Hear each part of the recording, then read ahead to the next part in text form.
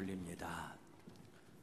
우리들은 멋있는 사람으로 인정받고 또 기억되기를 원하지 않습니까?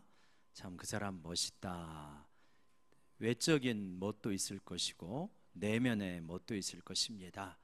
근데 그 삶 전체가 참 멋있다 이렇게 되어질 때 진정으로 멋진 사람이라고 볼 수 있겠죠. 근데 이 세상의 인류 가운데 가장 멋있는 사람 하면 누구를 뽑을 수 있겠습니까?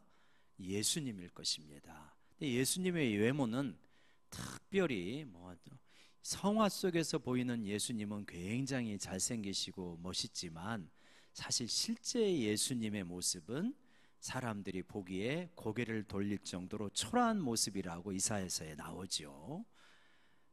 그런데도 그 예수님은 누구보다도 정말 멋지신 분이시다. 매력을 안 느낄 수 없는 분이시다. 그 무한한 영광을 가지고 있는데 그 영광을 다 버리고 이 땅의 가장 낮은 자리로 오십니다. 예수님을 만나려면 왕궁의 커튼을 열고 들어가서 만나는 게 아니고 마국간의 건초더미 속에서 예수님을 만나잖아요. 그러니까 우리 모두 다 왕궁에 있기를 원하는데 예수님은 마국간에 있으신 거예요. 얼마나 예수님께서 진짜 그 삶 전체가 낮아지시는 삶이었는가. 그러니까 능력이 뛰어나가지고 맨 꼭대기에 올라가도 멋있지만 얼마든지 꼭대기에 있을 수 있는데 낮은 자리로 오는 삶, 이게 훨씬 멋있는 거 아니겠습니까? 인기를 많이 얻을 수 있지만 인기에 초연한 삶이 멋있잖아요. 예수님은 병자를 고칩니다. 귀신을 쫓아냅니다. 그러면 사람들이 확 몰려올 수 있는데 예수님이 뭐라고 합니까? 누구에게도 가가지고 이 이야기를 하지 말아라. 나는 너희들이 인기 있는 사람으로 나를 만드는 걸 원하지 않는다는 거예요. 진리를 찾는 사람이 되기를 원하지 인기에 연연한 사람이 되기를 원치 않는다. 심지어는 예수님은 우리는 누군가가 나에게 상처를 주면 그 상처 못 잊잖아요. 심지어 평생 동안 못 잊을 수도 있는데 예수님은 십자가에 못 박혀 죽으시면서까지 자기를 모욕하고 죽였던 그 사람들을 위해서 기도하지 않습니까? 아버지여, 저들의 죄를 용서해 주십시오. 저들은 자기들이 하는 것이 어떤 것인지 모르고 하고 있습니다. 그러니까 죽는 순간에 누구든지 진실한 건데 예수님은 늘 평생 진실하셨지만 그 고통의 와중에서도 그 자기에게 해를 끼치고 모욕하고 고통을 주는 사람들을 위해서 기도할 수 있는 그 마음, 그러니까 진정으로 자기로부터 벗어난 분이시죠. 그러니까 사람의 평판으로부터 벗어난 분이시고 진리 자체이시고 은혜 자체이신 분이다. 그래서 예수님은 참 멋있는 분이구나. 그러면 예수님을 따라가는 제자들은 어떻겠습니까? 당연히 멋있어야 되겠죠. 마태복음 10장은 12제자를 불러가지고 1절에 보면 권능을 주십니다. 병자를 고치고 귀신을 쫓아내는 권능을 주셔요. 그리고 이제 그 12명을 2명씩 파송하는 이야기거든요. 너희들은 내가 이러한 모습으로 살아갔으니 너희도 이렇게 살아가라 그러는 거죠. 그렇게 표현은 안 하셨지만 너희들도 나처럼 살아가면 참 멋있는 그리스도인이 될 것이다. 그러니까 멋은 또 덕처럼 이렇게 품고 있는 이 내용이 굉장히 많은 거잖아요. 그래서 오늘날 우리가 이 말씀을 보면서 참 그리스도인들은 멋있어 이런 이야기 어떻게 주변에서 많이 듣습니까? 그렇게 많이 듣지는 못하지 않습니까? 근데 우리는 주님의 제자로서 주님을 따라가는 사람으로서 멋있는 그리스도인으로 주님 앞에 설 수 있는 저희 모두가 되기를 원합니다. 우리 옆 사람 바라보면서 격려합시다. 멋있는 그리스도인이 됩시다. 다 멋있는 그리스도인이 되고 싶죠. 근데 예수님은 어떻게 그런 거를 말씀하십니까? 한 5가지 정도로 말씀하시는데 첫 번째로 8절에 보면 너희는 이제 이스라엘의 잃어버린 양에게 가라고 하면서 천국에 가까이 왔다. 복음을 전파하러 가십니다. 그러면서 가가지고 너희가 말로 복음을 전파하지만 권능으로도 복음을 전파하라는 거예요. 거예요. 그게 뭐냐면 병든 자 고치고 죽은 자 살리고 나병 환자 깨끗하게 하고 귀신을 쫓아내라. 이 엄청난 역사를 이루라는 거예요. 그러니까 하나님의 나라는 말만 있는 게 아니라 권능도 있다는 거예요. 여러분, 우리 가운데 이러한 하나님 나라의 권능이 임하기를 원합니다. 진정으로 내면이 바뀌어야 되는 거예요. 흉내만 내는 게 아니라 우리 모두가 갈망하는 것은 이 변화의 역사가 우리 인격의 중심이 바뀌어야 되는 거예요. 왜냐하면 하나님 권능은 그만한 힘이 있으니까 병자 고치고 이 문둥병자 깨끗하게 하고 심지어는 죽은 자를 살리잖아요. 그러면 이런 걸 이렇게 엄청나게 일으키면, 만약에 내가 이런 권능이 있다, 그러면 여러분, 우리 자본주의 사회에 익숙한 우리는 내가 나병 환자를 깨끗하게 하고 죽은 자를 살리기까지 하는 이러한 권능이 있다, 그러면 당장 무슨 계산이 들겠습니까? 이게 돈이 얼마나 될까, 이런 계산 들지 몰라요. 내가 이거 해주면 얼마나 벌까, 이런 거 계산하지 않겠습니까? 근데 예수님 뭐라고 그랬냐면, 너희가 이러한 권능을 어떻게 받았으니? 거저 받았으니. 한번 따라해보세요. 거저 주라. 거저 너희가 큰 권능 받았지 않았느냐? 너희가 큰 은혜를 거저 받았지 않느냐? 너희가 착해서 구원받냐? 너희가 선을 많이 행했기 때문에 천국을 기업으로 받는 거냐? 아니지 않느냐? 자격이 없는데 은혜를 너희한테 하나님이 그냥 주시지 않느냐? 그렇게 엄청난 은혜와 천국과 영생을 거저 받았으니 좀 거저 주라는, 거저 주라. 예수님의 삶이 그런 삶이었고 제자들에게 그런 삶을 살아가도록 말씀하시는 거죠. 우리가 관계를 맺는 것 가운데 이 거저 주는 게 쉽습니까? 어때요? 아니죠.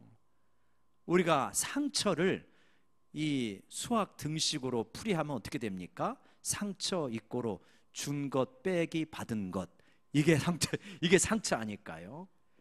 부모와 자녀 가운데도 내가 너한테 이만큼 줬는데 너 이것밖에 안 줘? 그게 고스란히 내 몫의 상처죠. 마음도 물질도 연인 간의 관계도 그러지 않습니까? 내가 이만큼 많이 줬는데 이것밖에 안 줘. 그 차액이, 그게 상처로 우리에게 남는 거예요. 우리는 그 계산이 수학을 못해도요, 그 계산은 정확하게 됩니다. 그게 우리의 아픔이잖아요. 근데 주님은 그러는 거예요. 내가 너한테 엄청나게 큰 거를 주었으니 너희 좀 거저 주라, 이런 거예요. 복음과 은혜를 거저 받았으니 너희도 좀 거저 주라. 여러분, 누가복음 14장 12절을 한번 보시면 뭐라고 되어 있냐면, 너희가 누군가를 초청할 때 어떻게 초청하라고 말합니까? 그러니까 누군가 초청해가지고 잔치를 벌일 때 어떻게 초청하라 그래요? 귀족들, 유력한 자들 초청해가지고 막 이렇게 식사 베풀고 그렇게 하지 말고, 너희가 잔치 베풀 때 어떤 사람? 너희한테 도저히 보답할 수 없는 사람들에게 잔치를 베풀라는 거, 초청해가지고. 그러면 그 몫은, 그러면 그 사람들은 그걸 못하잖아요. 내가 여러 사람을 모셔가지고 큰 잔치를 베풀었어요. 근데 그분들 가운데 한 사람도 나를 다시 초청해가지고 잔치를 베풀 만한 여건이 안 돼요. 그러면 어떻게 되냐? 너희의 상은 어떻게 될 것이냐? 이 땅에서는 조금 손해볼지 모르지만 너희의 상은 하늘에 쌓이고 있다. 그래서 여기서 놀라운 영적 비밀이 있는 거예요. 우리가 만약에 많이 주었는데 적게 받잖아요. 사람들이 못 알아주는 그 몫이 있잖아요. 그것 때문에 내가 상처를 받을 수 있지만 그것만 잘 처리하면 그게 뭐가 된다는 거예요? 상급이 되어진다는 거예요. 하늘의 기록이 되어진다는 거예요. 그러니까 너희의 가치를 자꾸 이 땅에서 그냥 이렇게 즉각적으로, 즉물적으로 주고받는 것, 내가 10주면 적어도 7, 8은 받아야지, 그렇게 하지 말고 10 줘도 한두 개 받아도 감사하면서 요거를 좀 하나님 앞에 올려드리면, 그러면 뭐냐? 그거 하나님이 기억하고 계신다. 여러분, 거저 줄 수 있고 또 그 어떤 차액을 상처로가 아니라 상급으로 쌓을 수 있는 저희 모두가 되기를 원합니다. 이게 얼마나 복된 삶이에요. 그게 참 멋있는 거죠. 계산하지 않고 거저 주는 거, 우리가 보기에도 감동이잖아요. 나는 그렇게 못 살아도 나도 저렇게 살고 싶다 이렇게 생각할 때가 많지 않습니까? 거저주라. 그게 주님의 마음이고 또 주님의 제자들이 살아가는 삶의 모습이고 그 모습을 볼 때 우리가 멋있다라고 말하는 거죠.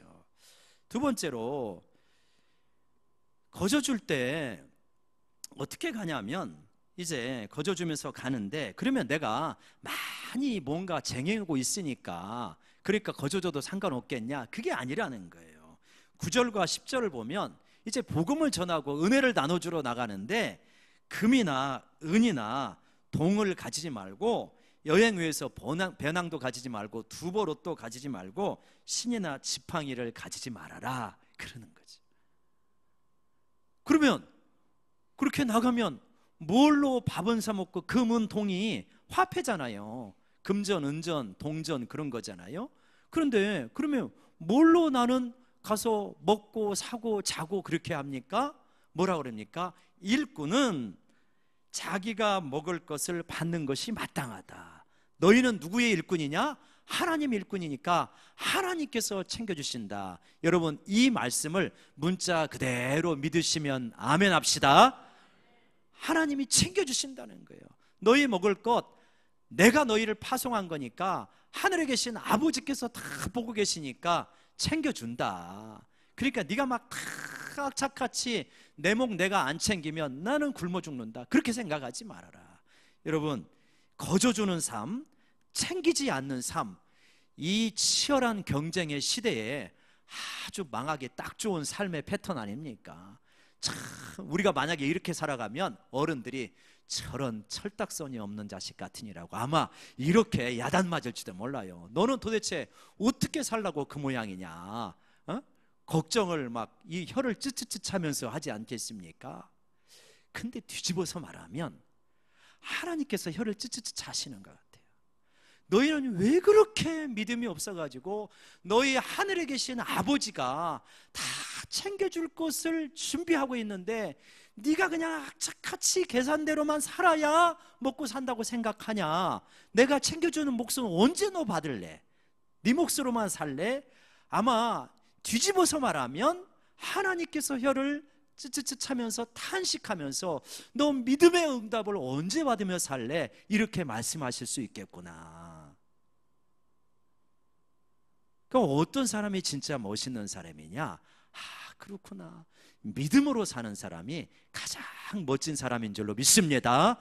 우리가 우리 머릿속에 있는 여러 이렇게 지나간 사람들, 우리 인생의 여정에서 이렇게 지나온 사람들 이렇게 가만히 보면 참 멋있는 분은 어떤 사람이냐? 진짜 어려운 순간에 믿음으로 반응할 때 멋있구나 이렇게 되어지지 않습니까? 계산으로가 아니라 믿음으로 살아갈 때 저렇게 살아도 되나? 하는데 사니까 되는 거예요. 믿음으로 반응할 때 정말 멋있는 거예요. 여러분 이 하늘의 이 선물에 대해서 우리가 생각할 때 이 연관해 가지고 마태복음 7장 21절에 보면 주님께서 그렇게 말씀하시거든요. 나더러 주여 주여 하는 자마다 천국에 들어가는 게 아니라 내 아버지의 뜻대로 행하는 자라야 천국에 들어간다. 그러면서 그때 선지자들이 나와가지고 말하기를 주여 우리가 주의 이름으로 선지자 노릇하지 않았습니까? 주의 이름으로 귀신도 쫓아내고 주의 이름으로 병자도 고치지 않았습니까? 그랬더니 그날에 내가 그들에게 말하기를 나는 너희를 도무지 모르니 내게서 떠나라 이 불법을 행하는 자들아 이렇게 말씀하시는 구절이 마태복음 7장 21절 이하에 나오잖아요. 그게 이제 의문인 거예요. 이 말씀은 이해가 되지만 의문인 거예요. 뭐가 의문이냐면 아니 불법을 행하고 그러는 사람이 나중에 천국에 들어가지도 못하는 사람이 어떻게 선지자 노릇을 했을까? 어떻게 귀신을 쫓아내고 병자를 고쳤을까? 어떻게 그런 기적이 일어났지? 그러면 그 기적은 도대체 어떻게 일어나? 이게 잘 이해가 안 되잖아요. 이게 언뜻 이해가 안 되는 말씀인데 이렇게 곰곰이 생각하는 가운데 최근에 이제 대천덕 신부님의 책을 읽었는데 대천덕 신부님은 이렇게 설명을 하더라고요. 그 사람들은 그러니까 이 기적을 행하고 병자를 고치고 선지자 노릇을 할 때 아는 거예요. 뭘 알았냐면 첫 번째는 성령의 능력을 아는 거예요. 아, 성령은 이렇게 능력이 있구나, 권능이 있구나, 그걸 알아가지고 그거를 간청해서 사용할 줄 아는 사람들. 그런데 그 중심이 하나님 나라와 영광을 위해서 사용하는 게 아니라 나를 위해서 사용하는 거예요. 나를 위해서. 근데 그것이, 그 능력을 알 때 이 사람들은 뭐가 빠른 사람이냐면 셈이 빠른 사람, 셈이 빠른 사람. 그래가지고 아, 저 능력 받으면, 저 능력 사용하면 돈이 되겠네, 저 능력 사용하면 인기 얻겠네, 저 능력 사용하면 내가 사람들 마음대로 휘두를 수 있겠네. 요 계산이 정확하게 빠르게 되는 사람들이. 대천독 신부님의 설명이에요. 이분 로만 가톨릭 신부 아닙니다. 성공의 신부예요. 우리하고 교리가 똑같은 성공의 신부예요. 그래가지고 그 계산이 빠르게 되기 때문에 그 계산대로 그거를 사용하는 거예요. 그러면 성령님은 왜 속아주시나? 성령님은 왜 속아주시는 것처럼 보이는가? 그거는 그 사람이 회개하고 돌이키기를 하나님은 원하시죠. 하나님은 한 사람도 멸망하지 않고 다 구원에 이르시기를 원하시니까 하나님께서 기다려 주시는 거죠. 부분적으로 인내하시면서. 또 하나는 뭐냐면 하나님께서는 성도를 긍휼히 여겨요. 성도를 긍휼히 여겨서 그러한 중심이 지금 잘못된 선지자라 할지라도, 주의 종이라 할지라도 하나님께서는 주의 종이나 선지자가 돌이키기를 원하지만 그 밑에 있는 성도들은 성령의 은혜를 체험하고 복음을 체험하기 위하여서 거짓된 통로라도 하나님께서, 성령님께서 잠시 사용하신다는 거예요. 엘리 제사장도 문제가 많지만 사용을 하시잖아요. 사울 왕도 문제가 많지만 하나님께서 잠시 사용하잖아요. 사용하시고 계속 안 돌이키면 버리시죠. 왜냐? 그 백성들 때문에. 아, 그렇구나. 그래서 우리가 이 영적인 이익을 현실적인 이익으로 자꾸 이렇게 환산하는 법, 이거를 버리고 영적인 이 가치를, 하늘의 가치를, 영원한 가치를 우리가 무엇보다 더 귀하게 여길 수 있는 저희 모두가 되기를 원합니다. 이 세상 사람들은 무엇에 빠르냐면 셈에 빠른 거예요. 근데 한마디로 말하면 너무 너희들 셈하지 말고 살아라, 이야기입니다. 그러면 멋있죠. 우직해 보이니까. 우리 옆 사람 바라보면서 한번 격려합시다. 셈하지 말고 살아갑시다.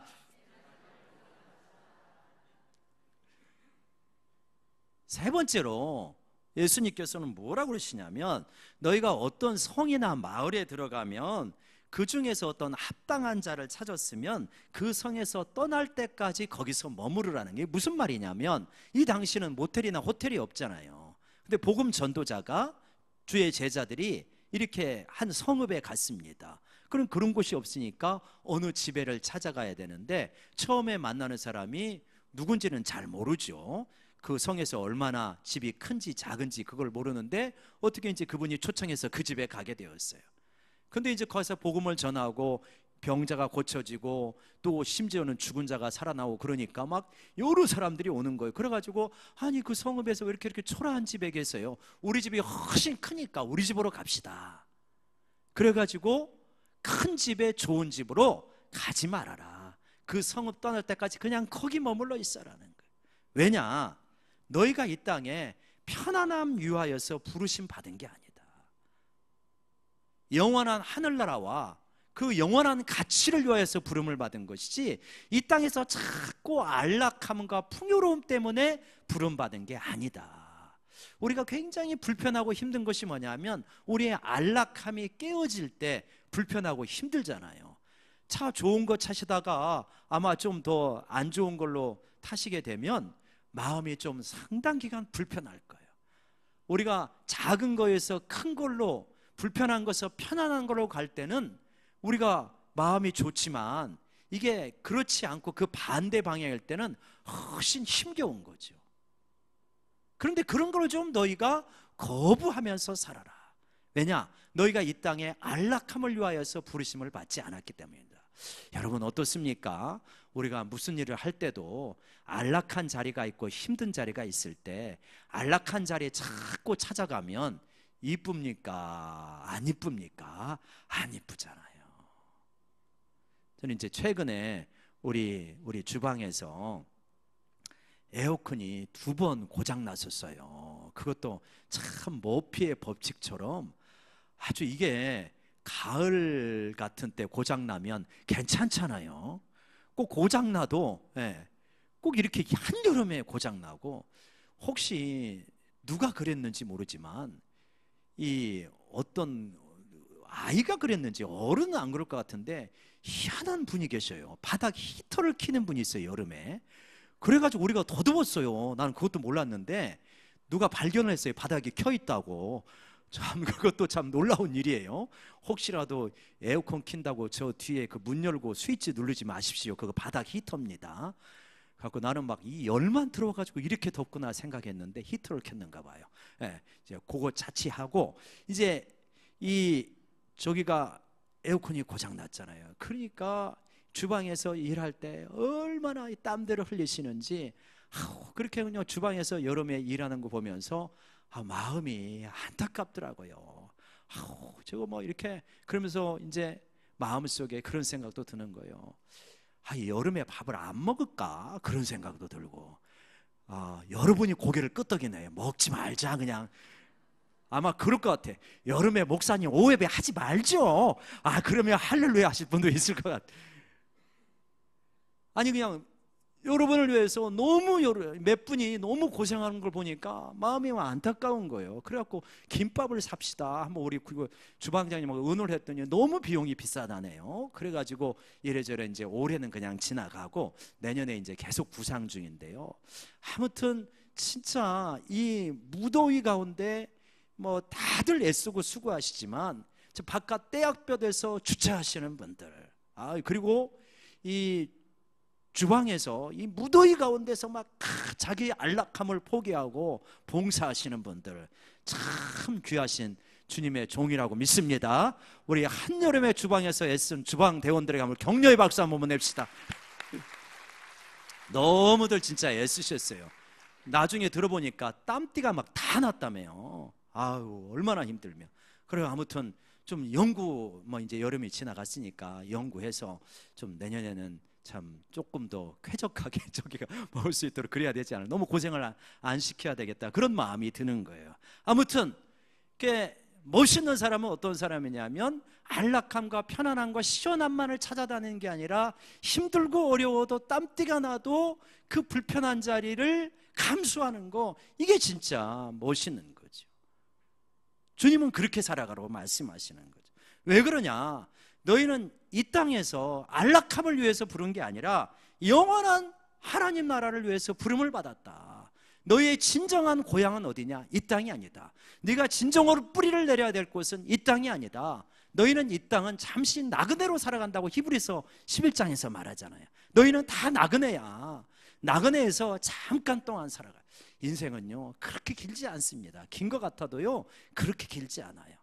편안한 거 불편한 거 그렇게 뭐 우리가 중요한 판단을 할 때 그것 따라서 판단하면 큰 잘못합니다. 진짜 영원한 가치를 따라서 판단해야 돼.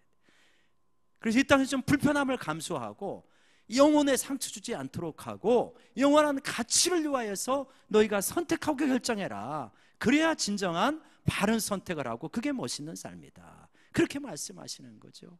영원한 하늘나라가 있기 때문에 그것을 위하여서 이 땅의 안락함을 포기해라. 그 대표적인 사람이 누구입니까? 모세라는 거예요. 모세가 보니까 어떻습니까? 가만히만 있으면 돼요. 모세는 가만히만 있으면 최소한 왕자예요.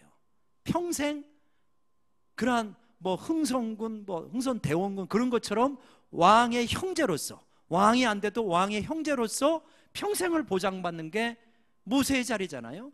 근데 그 불편한 종들과 함께 하면서 인기도 없고 비난도 엄청나게 받는 그 자리로 모세가 따라가잖아요.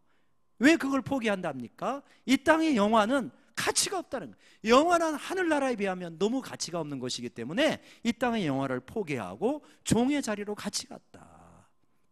여러분, 때로는 우리가 안락함이 없는 것이 불편할 수도 있겠지만 영원한 가치를 위하여서 안락함도 포기할 수 있는 저희 모두가 되기를 원합니다. 이제 그것이 주님이 우리에게 원하시는 거라는 거죠.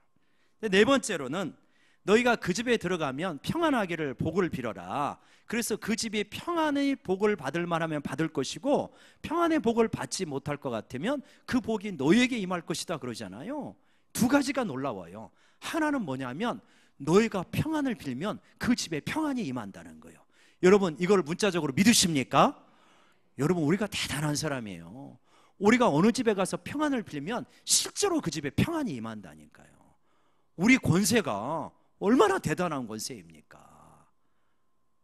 그러니까 우리가 가서 그 집에 가서 그 가게에 가서 또 누군가의 어떤 그 자리에 가서 그 집에 평안을 비는 거예요. 그러면 그 집에 실제로 평안이 임한다는 거예요.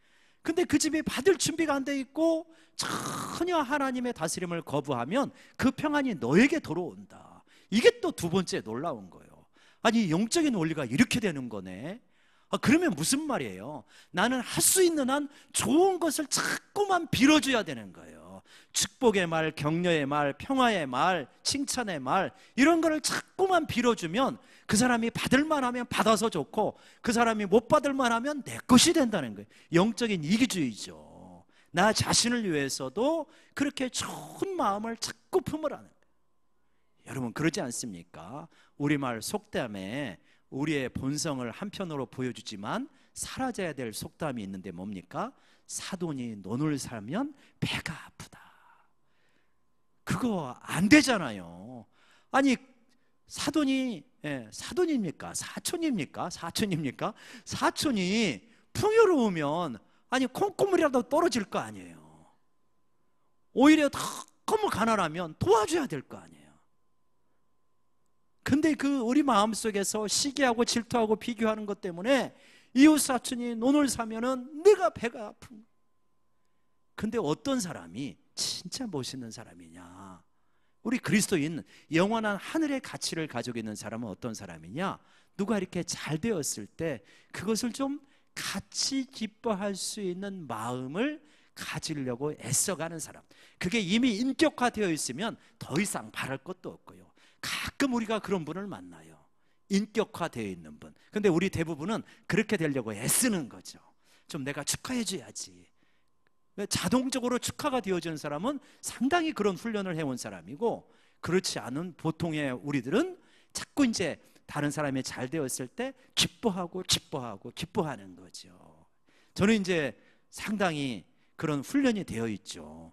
제가 잘나서 그런 게 아니라 목자이기 때문에 자동적으로 그래요. 그리고 저는 우리 성도님들이 좋은 집을 사서 이렇게 가잖아요. 가서 이렇게 하면은 그냥 그렇게 기뻐요.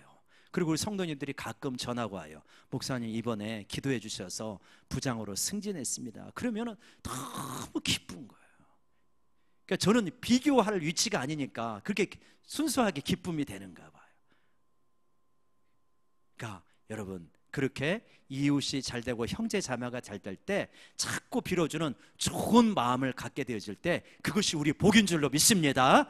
너희는 그렇게 좀 살아가라 이렇게 말씀하시죠. 마지막으로 너희가 책임질 것만 책임져라 이 말씀을 하셔요. 너희가 가서 복음을 전하는데 어떤 사람들은 영 거부하는 거예요. 이 귀한 생명의 말씀 복음과 영생을 거부하는 거예요. 그러면 어떻게 하냐? 나오면서 발에 먼지를 톡톡 털어라. 옷에 먼지를 톡톡 털어라. 나는 너에 대해서 책임이 없다는 표시입니다. 나는 너에 대해서 책임이 없다. 당신 책임은 당신이 져라. 영원한 당신의 운명은 당신이 져라. 여러분 인생에는 결국은 최후의 심판이 있어요. 우리가 사람이 나를 보고 있으면 내가 못할 말이 있고 못할 행동이 있잖아요. 그 사람이 보는 눈이 사람이 보는 눈이 아니에요. 하나님의 눈을 이 땅에서 잠깐 대변해 주는 거예요. 마침내 가장 깊고도 가장 맑고도 도저히 속일 수 없는 하나님의 눈이 우리 인생의 마지막 순간에 우리 앞에 펼쳐지는 거예요. 우리의 모든 인생을 꿰뚫어 보는 하나님의 눈이 눈앞에 우리가 서는 순간이 있는 거예요. 우리가 뭔가 깊이를 알 수 없는 어떤 아이의 눈을 보면 가끔 느끼잖아요. 하나님의 눈이 저러실란가. 그 눈으로 우리를 사자치 인자하시긴 하시는데 굉장히 정의로우시고 어미하시고 숨길 것도 하나도 없는 그 눈이 우리를 쭉 보고 계실 거예요. 그 앞에서 우리가 살아가는 거예요. 사실은 그 눈을 잘 의식을 못해서 그렇지 그 눈이 지금 우리를 보고 계시는 거고, 우리가 이제 이 땅을 떠나게 되면 그 눈 앞에 서게 되는 거죠. 그래서 주님을 진실로 믿고 주님을 따르고자 했던 자는 그 인자한 눈빛 속에서 영생을 얻게 될 것이고요, 끝까지 하나님을 거부한 사람은 영벌에 처해지게 되는 거예요. 근데 우리가 어떤 사람도 멸망하지 않도록 주님 앞에 나오도록 우리가 복음을 전하지 않습니까? 근데 내 마음대로 다 안 된다는 거예요. 내가 할 수 있는 만큼 하는 거예요. 근데 우리 그리스도인들 대부분 착하기 때문에 내가 할 수 없는 목까지 내가 끌어안고 힘겨워할 때가 있어요. 우리가 좀 기도하면서 분별해야 됩니다. 내가 책임져야 될 부분이 어디까지일까? 성찰하면서 내가 하나님 앞에서 잘못한 부분이 어디까지고, 그리고 그 사람이 책임져야 될 부분은 어디까지일까? 저는 숫자적으로 계산을 자주 해요. 하나님, 이 문제에 있어서 제 책임은 한 이 정도 되는 것 같습니다. 7, 80% 되는 것 같습니다. 하나님, 제가 아무리 생각해도 이 문제에 대한 제 책임은 한 20, 30%인 것 같습니다. 제가 그렇게 많이, 정말 너무 가슴이 아프지만 제가 그렇게 많이 책임져야 될 부분은 아닌 것 같습니다. 심지어 우리는 참 우리 가장 가까운 가족 간에서도 이제 그런 어떤 우리가 하나님 앞에서 성찰해야 되는 부분이 있죠. 가족의 운명은 우리 모두의 운명이기도 하지만, 그러나 또 내가 책임져야 될 부분이 있고 가족의 다른 식구가 책임져야 될 부분이 있는 것이죠. 인생을 살면서 이런 일 저런 일 많습니다. 여러분, 이런 사람 저런 사람 별별 사람이 많은 거예요. 인생이 동화처럼 되지는 않는 것 같아요. 우리가 그냥 멋들어지게 인생을 한평생 살고 가면 좋겠는데, 살다 보니까 오물도 튀고 먼지도 묻고 얼룩도 묻고 검버섯도 생기고, 뭐 그게 인생인 것 같아요. 그냥 다 좀 이렇게 깔끔하게 우아하게 한평생 살고 가고 싶은데 그렇게 잘 안 되죠. 그게 인생이다. 그런데 네가 모든 책임 다 짊어지려고 하지 말고 네가 져야 될 만큼 져라. 그 사람이 져야 될 또 인생의 몫이 있다, 그러는 겁니다. 그러니까 우리가 살다 보면 어떻게 내 인생에 이런 일이 생기지? 어떻게 우리 교회에 이런 일이 생기지? 그럴 수 있는 거예요. 그럴 수도 있겠거니 그냥 내가 할 수 있는 만큼의 몫을 살아가고 하나님 앞에서 신실하게 살아가다가 하나님 앞에 가자. 내 영원한 고향은 이 땅이 아니다. 나는 이 땅에서 최선을 다해서 사랑하려고 애쓰고 섬기려고 애쓰다가 주님 앞에 가는 것이다, 이러는 것이죠. 그러면 우리의 몫은 무엇인가? 그렇게 살아가려고 애쓰는 우리의 몫은 무엇인가? 누가복음 10장 20절 한번 찾아보고 말씀 마무리할까요?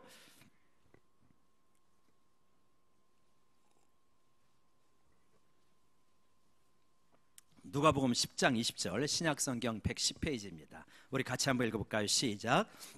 그러나 귀신들이 너희에게 항복하는 것으로 기뻐하지 말고 너희 이름이 하늘에 기록된 것으로 기뻐하라 하시니라.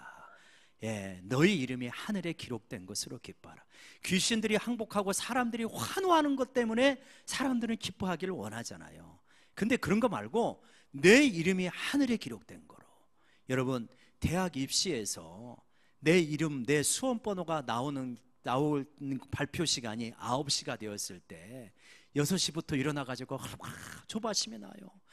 내 번호가 떠야 될 텐데. 회사에 입사 원서를 수백 장을 넣고 내 이름이 합격돼야 될 텐데 얼마나 조바심 나면서 그때까지 기다립니까? 근데 이런 번호 이름하고는 비교할 수 없는 차원이 하늘에 우리 이름이 기록되는 거예요. 왜냐하면 그래봤자 대학교 4년 다니는 거고요, 그래봤자 직장생활 대단한 것 같지만 그래봤자 20, 30년 합니까? 하늘의 이름이 기록되면요, 영원이잖아요. 영원. 이게 우리가 상상할 수 없는 차원이에요. 영원한 그 명부에, 영원한 책자에 내 이름이 기록되느냐 삭제되느냐, 이것처럼 중요한 게 어디가 있어요? 이 땅에서 내가 인기 못 받고 사람들이 환호 안 해도 나는 진짜 하나님 앞에 믿음으로 살아가서 내 이름이 하늘나라에 탁 기록이 되었다면 모든 것을 보상받고도 남음이 있는 줄로 믿습니다. 여러분, 그러한 인생을 살아가는 거예요. 마치 이런 인생은 참 말씀은 그렇지만 현실적으로 그렇게 어떻게 살아갑니까? 라고 반문할지 모르는데, 다른 말로 말하면 뭐라는 거예요? 너 하늘을 진짜 믿느냐? 너 하늘에 상급이 있다는 걸 믿느냐? 너 하늘에 너의 이름이 기록된다는 걸 믿느냐? 그러면 이 땅에서 그렇게 좀 너에게 너무 연연하지 말고, 계산적으로 살아가지 말고, 좀 더 안락함 추구하지 말고, 좀 더 인기에 연연하지 말고, 진짜 이 영원한 하나님 나라 바라보면서 불편함 감수하면서 그렇게 살아가라. 주님이 제자들에게 하시는 말씀이죠. 여러분, 어떻습니까? 이대로 살아가면 정말 이 땅에서는 계산이 안 서는 사람일지 모르지만 누가 보더라도 정말 멋진 사람이고, 이 땅에서는 계산이 서지 않지만 이 땅의 법칙으로는, 하늘의 법칙으로는 계산이 되고도 남는 그러한 삶이 우리 모두에게 펼쳐지게 되리라 믿습니다. 온전히 100% 한 번에 순종을 못한다 할지라도 이를 향해서 걸어가는 저희 모두가 되기를 원합니다. 한번 기도하겠습니다. 하나님,